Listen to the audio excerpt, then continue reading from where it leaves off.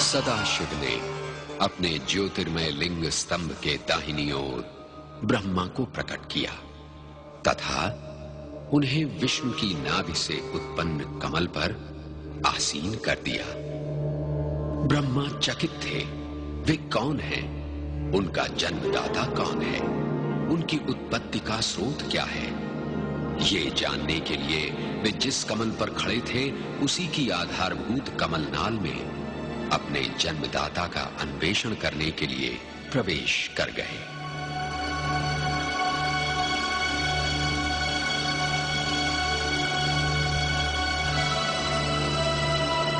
धीरे धीरे ब्रह्मदेव नीचे की ओर गमन करके उस कमलनाल के अंत की ओर जाने का प्रयास करते हैं।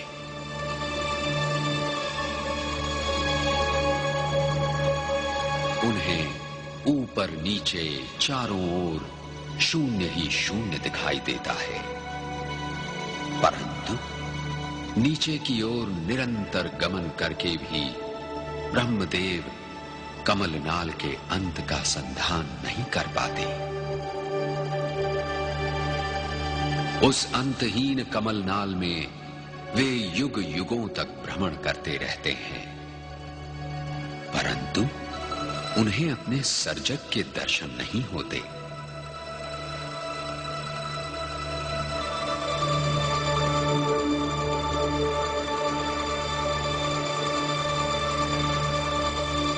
हार कर वे पुनः ऊपर की ओर लौटने लगते हैं। उनके मन में फिर आशा का संचार होने लगता है। संभवतः अब उनके जन्मदाता उन्हें अवश्य दर्शन देंगे।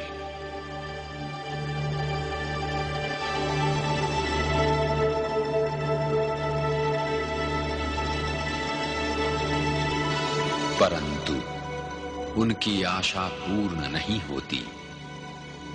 धीरे धीरे वे पुनः कमल की ओर लौटने लगते हैं।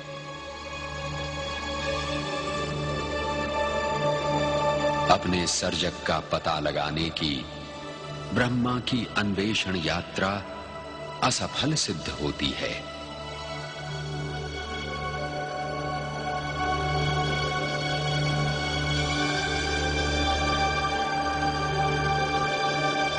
चकित तथा भ्रमित ब्रह्मदेव पुनः कमलासन पर लौट आते हैं।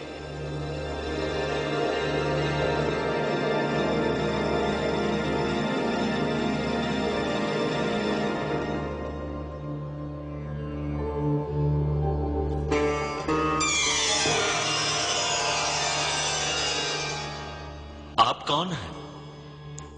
मैं हूं प्रथम पुरुष विष्णु, तुम्हारा जन्मदाता। नहीं, तुम मेरे जन्मदाता नहीं हो सकते। मेरा जन्मदाता कोई अन्य है। उस अन्य को तुम देख नहीं सकते। जिसे तुम देख सकते हो वो मैं हूं। मैं हूं तुम्हारा जन्मदाता। तुम मेरे ही नाभि कमल से उत्पन्न हुए हो। नहीं, यह सत्य नहीं है। यदि कोई मेरा जन्मदाता नहीं है तो फिर मैं स्वयंभू हूं। नहीं, तुम स्वयंभू नहीं हो। यह असत्य है। यही सत्य है। तुम दोनों का विवाद निरर्थक है। ब्रह्मदेव तथा विष्णुदेव का जन्म मुझ ज्योति स्वरूप सदाशिव से हुआ है, अर्थात तुम दोनों का जन्मदाता मैं हूं।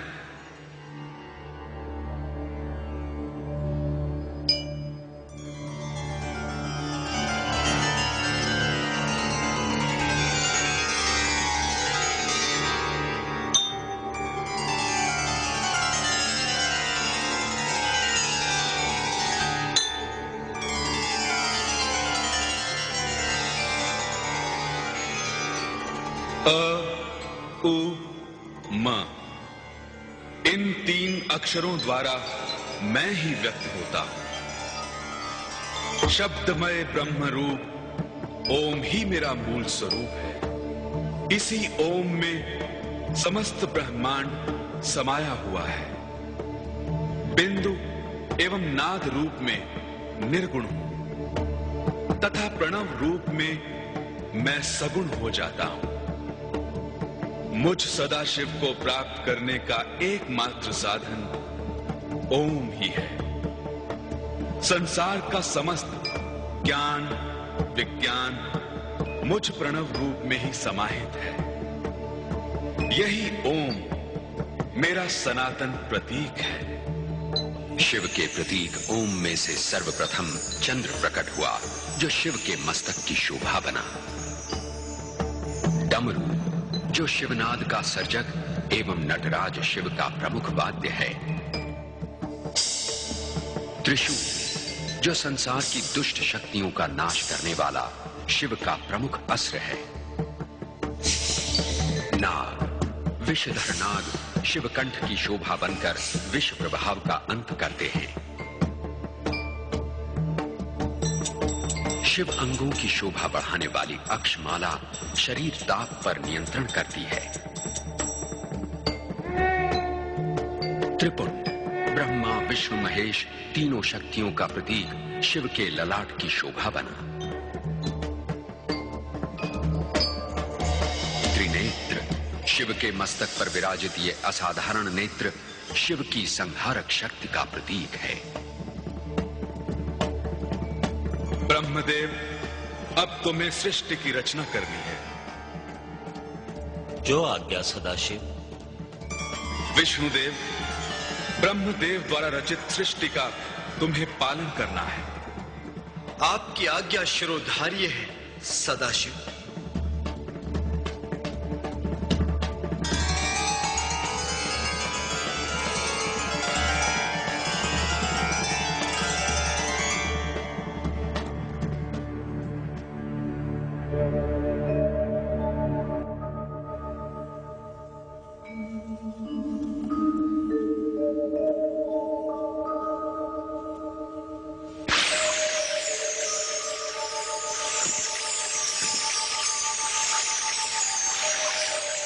सृष्टि रचना के कार्य में सर्वप्रथम 24 तत्वों से युक्त हिरण्यवर्ण ब्रह्मांड प्रकट हुआ।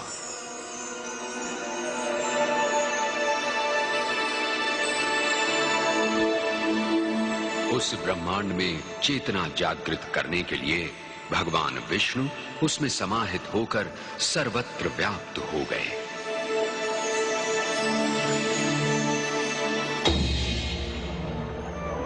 फिर ब्रह्मांड 2 भागों में विभाजित हो गया।